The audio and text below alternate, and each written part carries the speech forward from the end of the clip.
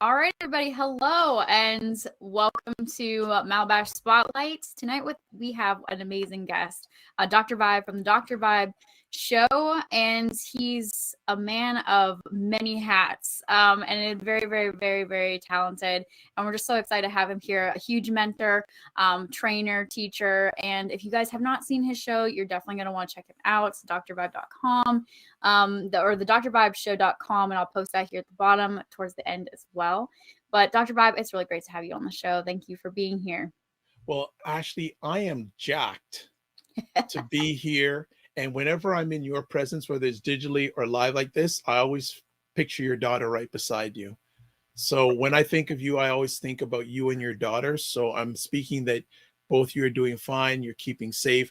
I am so excited to be on your platform, sharing with you and your community, whether it's us visually. I hear your boss broadcasting on Clubhouse. I need to know how to do that because I haven't found out how to do it yet.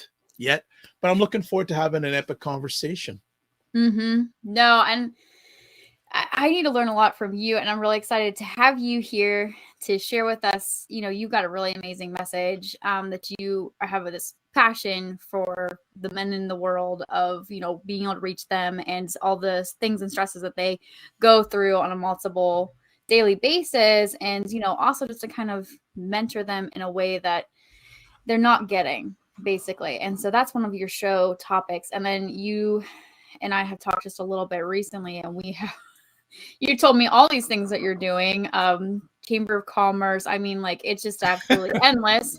So besides, your amazing show that you do, tell me, let's tell the audience what kind of got you started in this, from a little bit of your background history and Sure. what got you into your show and kind of branching out from there. Yeah, well, great question. And before I go further, everyone, I'm not perfect. So there's a disclaimer. I'm not perfect. That's my disclaimer tonight. And I will say just a little bit about myself, and more will come later, because Ashley and myself said, sounds like there may be a part two. We'll see what happens. I think there's going to definitely have to be a part two. There's, so much cool stuff. Yeah, so my name is Dr. Vibe. I host and produce the award-winning Dr. Vibe show, the home of epic conversations. I've hosted over 3,000 online conversations. So yeah, I've been around for a bit. That's how I got my shiny head. For those who are watching live on the replay, if you're only listening, you can't just vision somewhat of a guy, dark guy with a bald head. You want to leave it at that. And I'm a two-time Canadian Ethnic Media Association award winner. 2020, I won for the Best Podcast News Award. 2018, won the Innovation Award, which is the second level highest achievement in the Canadian Ethnic Media Association. I have the only online broadcast in the world. Well, there's a few things. I've just thought about more things. First of all, I host the only online broadcast that is featured on the Good Men Project. For those who may not know, the Good Men Project is one of the most viewed sites in the world for men. The website itself gets 3 million unique visitors a month and 6 million page views a month. I've had a weekly spot for the content I produce, which is live audio stuff or pre-recorded audio stuff, every week for the last 8.5 years. Wow. So I'm the only broadcaster that has that special spot every week. They put out my content on their platform. Also, since March 2020, I co-host and co-produce the only online broadcast / conversation in the world for dads and fathers that is co-sponsored by Dove Men Care and also co-sponsored by Dad Central, Canada's national fatherhood organization. I am based in Toronto, Ontario, Canada. And through that collaboration and through that team, we were able to reach out to directly and indirectly to over 100,000 fathers last year. Wow, that's amazing. And other things coming down the pipe. I'm a certified, just as of to this afternoon, I'm a certified, I got to look at the title. I was told I'm a certified growth wheel advisor. For those who don't know what growth wheel is, it's an incredible business system, online system. And there's only 4,000 people that have that accreditation in the world. And as of this afternoon, I'm one of those 4,000 people. So I better stop. You want to know how I got started, right? It's amazing. I love the backstory though, because this is Yeah. Tell us the backstory of how you got started into everything. I mean, or Okay. just basically the show, and then you can Yeah, go from there. yeah, 'Cause there's so much. That'll be for yeah. part 2. Let's chop it up. And before we get started, I do conversations. I don't do interviews because I think it's so much better with conversations. How Yeah. I got started when I was younger, when I had hair, I used to do college radio, and I absolutely loved college radio. Wow. And I graduated from university. I said, great, man. I don't have to read or do essays about things that have no relevance to me. Oh my gosh. Yeah. And then I was downtown Toronto. There used to be a store called Burke's Bookstore. And I used to go in there on a regular basis. It was a community hangout place. Great. Sam and Rita Burke, great pillars of the Black Canadian community. And one day I went into their store and there was a book. Do I still have it here? Let me just check if I have it. If I don't have it, I don't have it. No, I don't have it. Cool that you even may have it. Well, I do have it. It's just not accessible right now. There's a book called Black Men Obsolete, Single, and Dangerous: Stories of the African American Family in Transition. It's back in 1990. Oh, wow. So I took the book from the shelf, read a chapter, bought the book, and read that book in one night. Now, remember, I never read a book in one night in all my years before that. Especially I don't during think I've university. ever, never done that either. Yeah. So I said to myself, I want to do something online that will give a safe space for, at that time, Black Canadian men to share their stories. And all I started with was a laptop, a microphone, and a dream.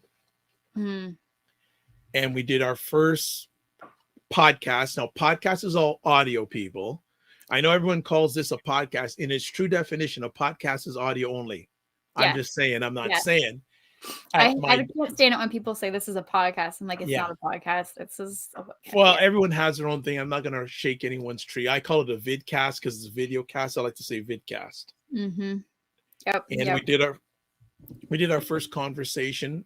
Myself and I had a co-host at the time at our dining room table. That's awesome. We just started it there, and we did conversations for a while. About 4 or 5 months, and I said, you know what, we need to take a break because I think people are going to get tired of listening and bored of listening to me. We took a break, and most things in my journey have a birth, death, and resurrection.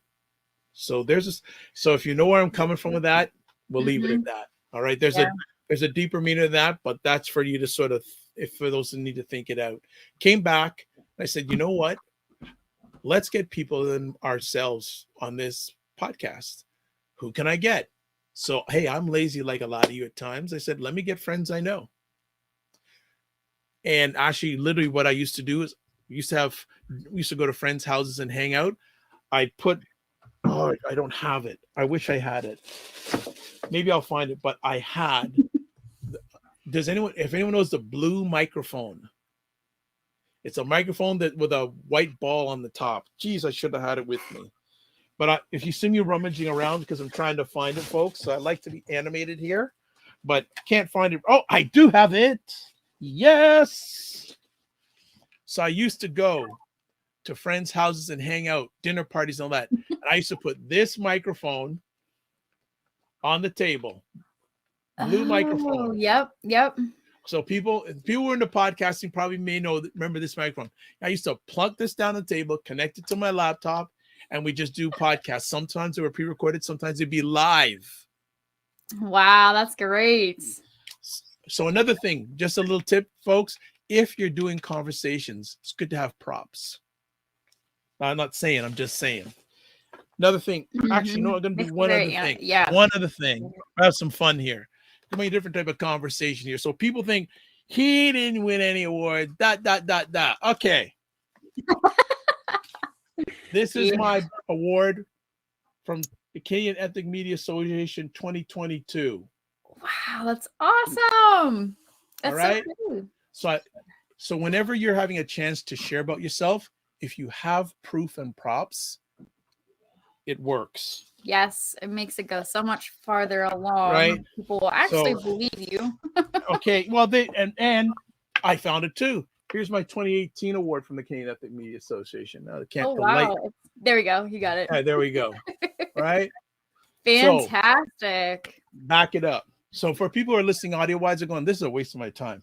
But I like to have proof. Yeah. And so I said to myself, all right, we're good at having people on who we know. What about people who I don't know?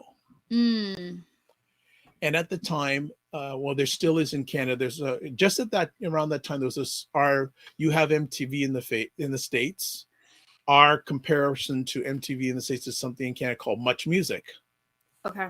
And at the time, I wanted to interview their first black male VJ. Oh, awesome. Michael Williams. Okay. And the thing is, he lived about an hour's drive from where I live. So I said to myself, Mike, I want to interview you. He says, well, if you want to interview, you got to come out to me. I said, what happens half an hour in, you have to cancel and I'm on the road. So time gone, can't get the time back, right? Time never lost a fight. I said to myself, okay, I got to figure this out. How can I grow my base, my reach of people to have on the platform without leaving my home? Went online, lazy moment, typed in shows to help your podcasts. First show that came up is a show called The Podcaster Studio. I'm pretty sure it still exists. A gentleman named Ray Ortega. Yeah, I'm pretty sure it still exists. Yeah, I think it does too. And he was based in Washington at the time. And I had a platform. I was not happy with my podcast. I said, I want to get bigger. I want to reach what I just need. So I took great SEO. His show was first at the time in the Google search engine. Reached out to him. There. Yep. And within 24 hours, he changed the Dr. Vibe show's trajectory. And one of the key things that he said was, Dr. Vibe, if you want to really get to that next level, you want people to think of you when it comes to black men that do interviews, black Canadian men that do interviews online. You want them to think of you first. I never forget that advice. Have people think of you first. I said, great. Then I said, Ray, what about if I want to have people around the world on this platform? He says, got to introduce you a guy named Mike Phillips. So Mike Phillips lives in South Carolina. So when I reached out to Mike, I said, Mike, I want to have people from all around the world on my show. He said, Dr. Vibe, if you want to have people on around the world, you need to have a mixer. I said, Mike, the only mixers I know are in clubs. He says, well, you got to get out of the club and get in your office in your studio. And Mike spent about 5 hours online with me on the phone via Skype, setting that up. Wow. And that was the start of the journey. Wow. Why is the mixer, for those people who don't know, what makes that the best? Like, what is that changed? What part of that changed your... Yeah, it allowed more to happen. It was very easy to have a number of people on, whether it was in studio or online. Also add things like music, improve the sound quality, because whether you're doing video or audio only, it's so important to have good audio. People will somewhat tolerate bad video, but they won't tolerate bad audio. Yeah, so true. Yeah. And that was a very key thing for me. And the mixer that Mike recommended. 5 hours. Yeah, the mixer that Mike recommended is still the one I'm using today. Hasn't changed. And so that was the beginning of the journey. And after that, I actually spent some time doing television in the Toronto area. And that's another story, in that it's all about relationships, folks. Really and truly, it's all about relationships. I don't believe in the word connections. I like relationships. I am not transactional. I'm relational. How did I get on TV? I interviewed a gentleman who had a TV show on a cable station here in Toronto. And the last thing I said to him is, if you ever need any help with your show, give me a call. 2 weeks later, calls me up, Dr. Vibe. And the funny thing is, I can start dropping names. I remember these names: Polton McKenzie, Caribbean Headline News.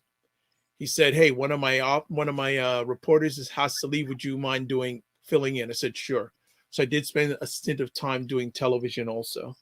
That's awesome. So that is some of the early beginnings of the 3,000 episode journey.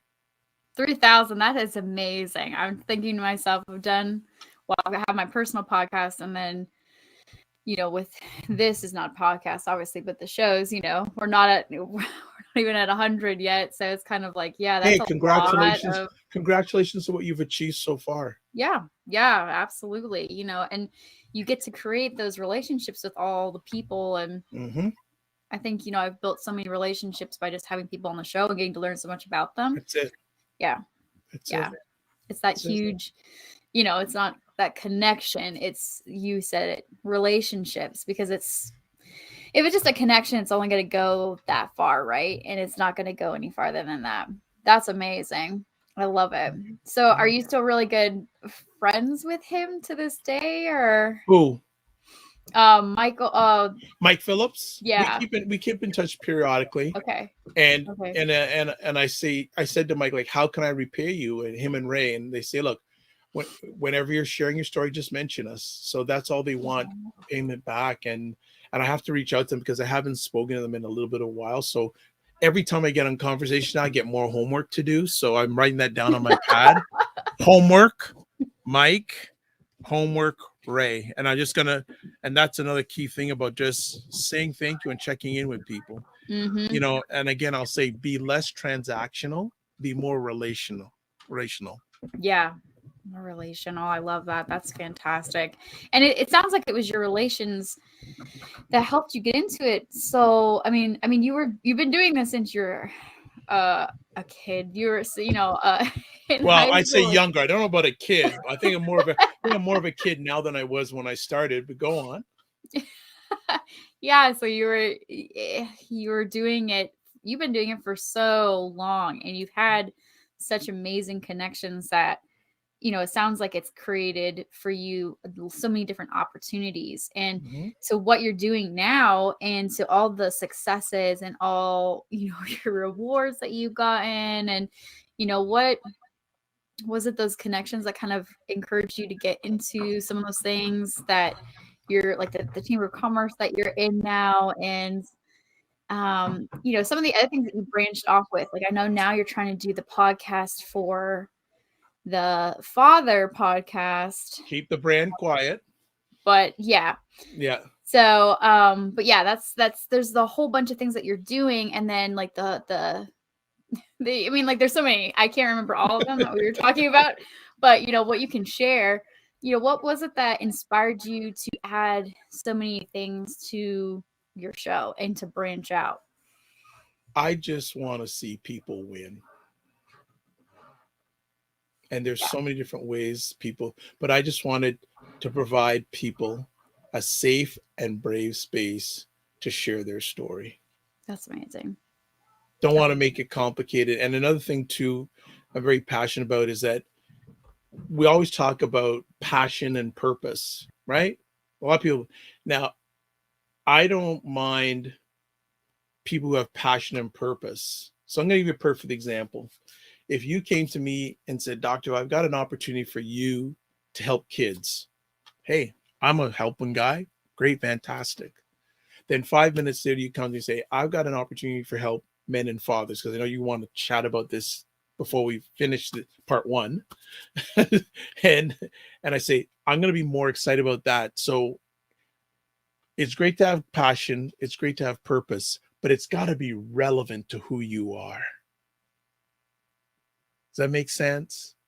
Yeah, it does make sense, because you can't be passionate about things that you're not, that isn't your purpose. Yeah, relevancy is so important. So for myself, when I look at an opportunity, am I passionate about it? Does it fulfill my purpose? And is it relevant to who I am? Like, those are the key things. And also, who wins when I do it? And it can't be just me alone. If it's only me alone, I will not do it. That's so true. What inspired you to target men? Because that seems to be like men and fathers. Yeah. And what drew you in that direction? Because that is a lot of where your message seems to be, focused. Well, part of it, but it's certainly that has increased. It wasn't original. It was a bit, but it's become more now. Story. About 12 years ago, my father had suffered a heart attack. I'm sorry. And the morning of his surgery, I wheeled him in on his gurney to his room, operating room. Oof. That's really hard. And to be honest, my relationship with my dad was not great at that time. So then I spent with my mother 4.5 hours in a waiting room,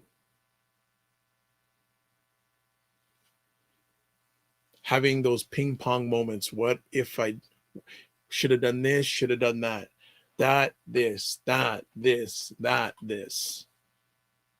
I woulda, coulda, shoulda moments. So after 4.5 hours, the surgeon came into the room. My life froze.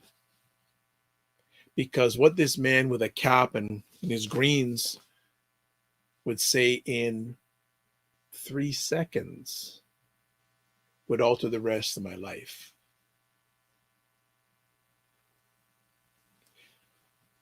First thing he said was, he's going to be okay. I ran to the surgeon. I got down on my knees and I hugged his leg for a minute. Because God, through this gentleman and his team, gave me a second chance with my major role leader. I went into the operating. Yes, I said, can I go into the operating room? He said, sure. So I go in there. There's my dad. I go, Dad, how you doing? And he said, I can wiggle my toes. I said, you jerk.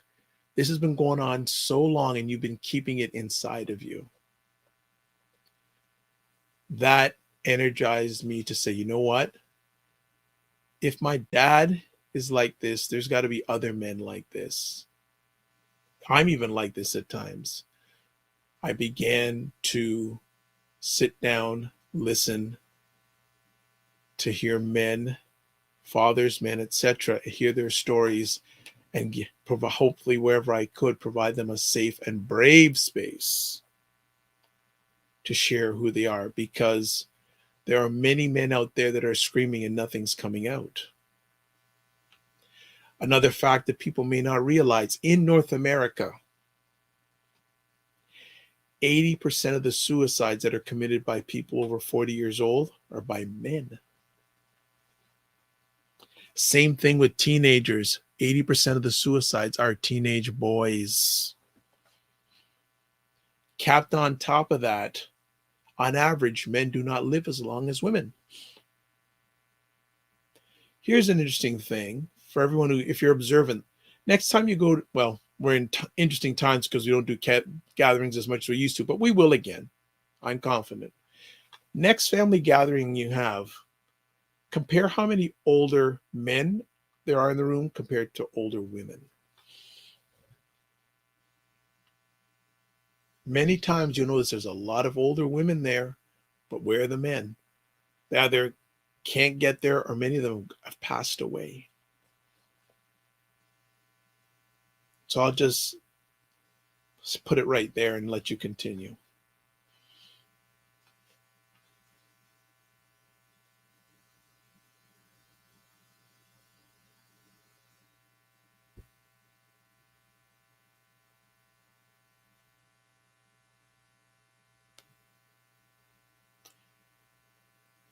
Okay, you are frozen. Oh, there you're back. There we go. It was, it froze up for a second. Sorry about that. It's okay.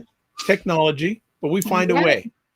We are good to go right now. We were a little pixelated, but yes.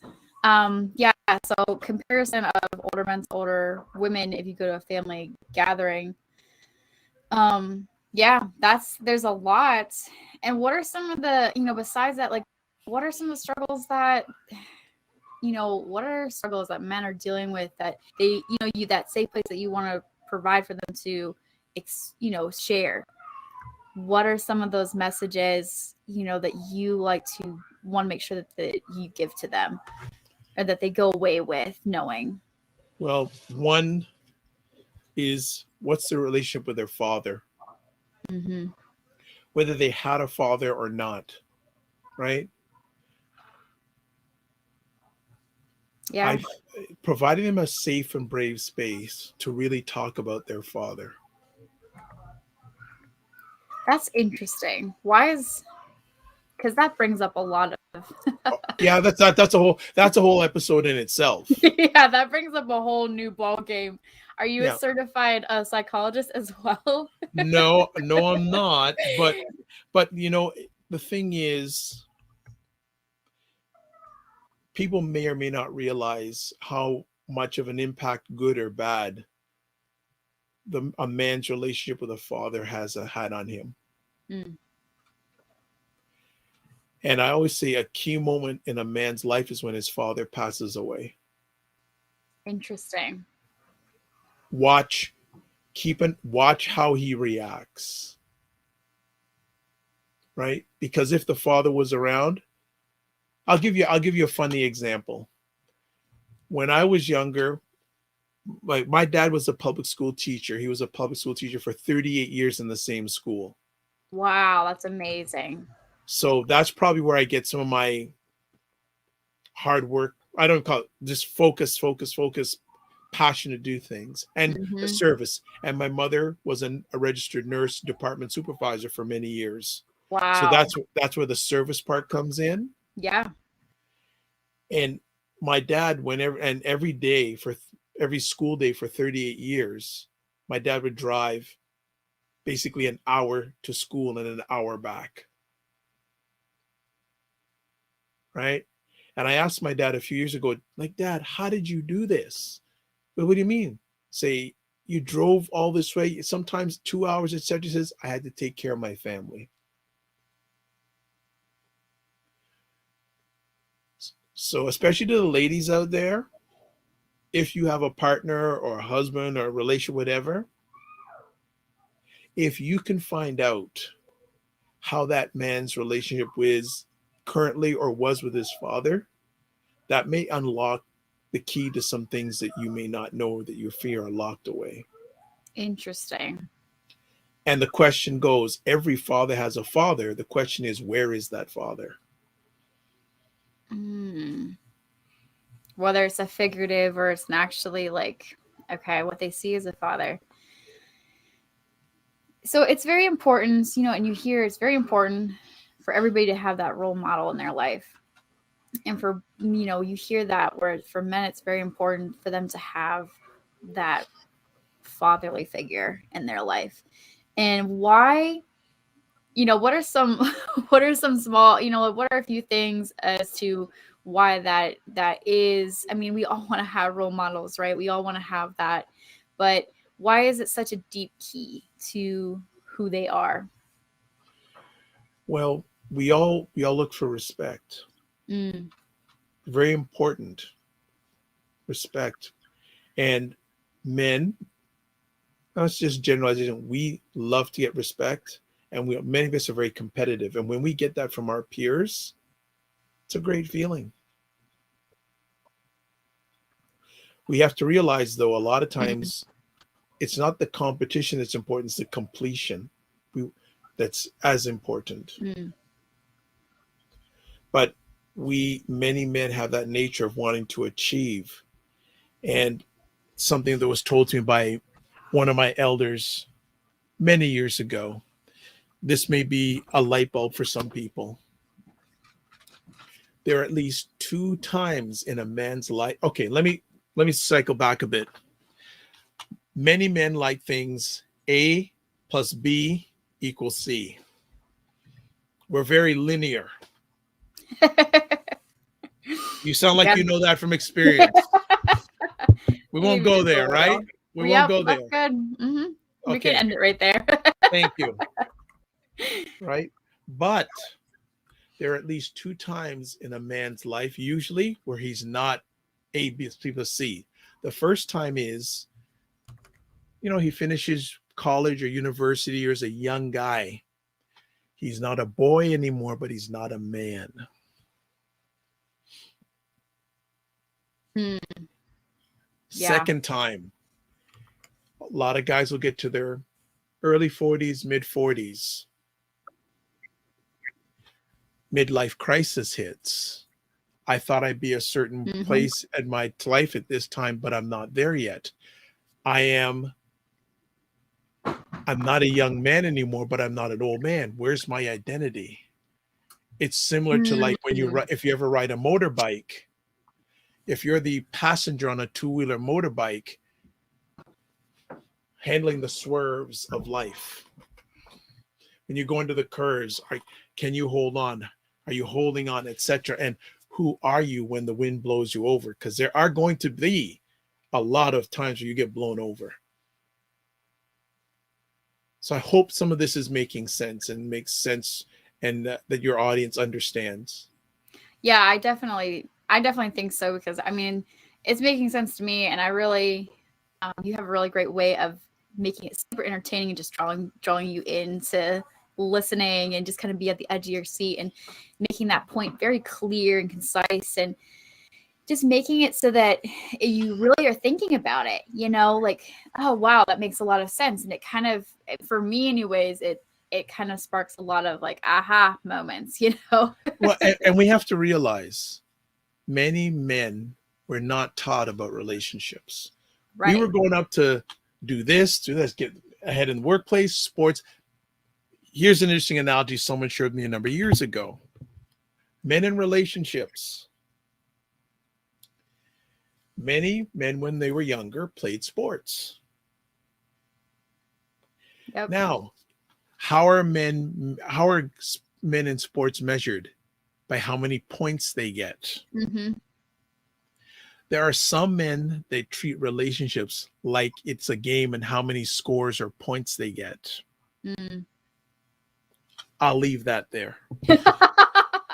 We'll continue that on the next talk, right? No, well, I think Ashley and I are going to continue that one offline. I love it.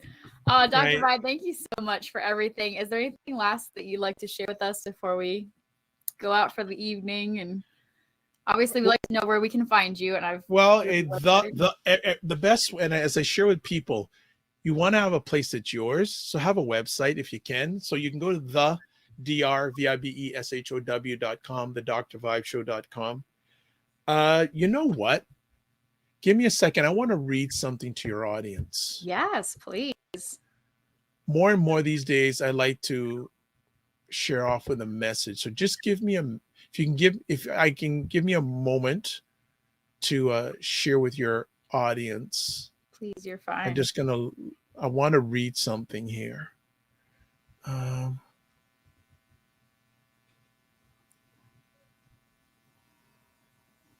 Okay.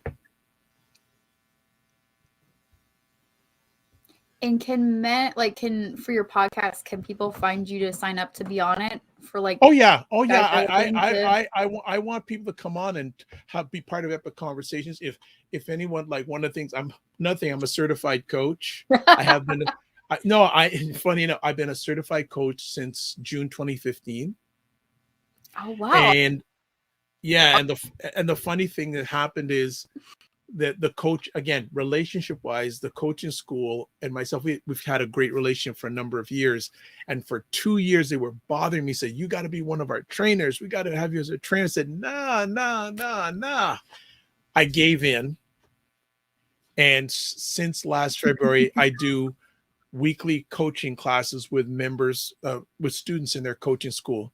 Now there's students from all around the world. Like my most recent class this past Monday, we had people from Australia, Trinidad, wow, Canada, the United States, the Philippines.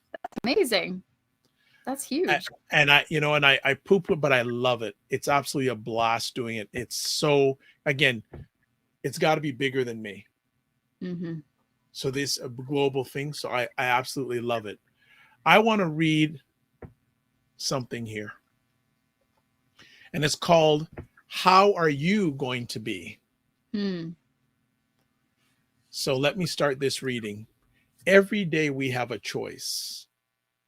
We choose how we're going to act, what we're going to do, what kind of code we're going to live by.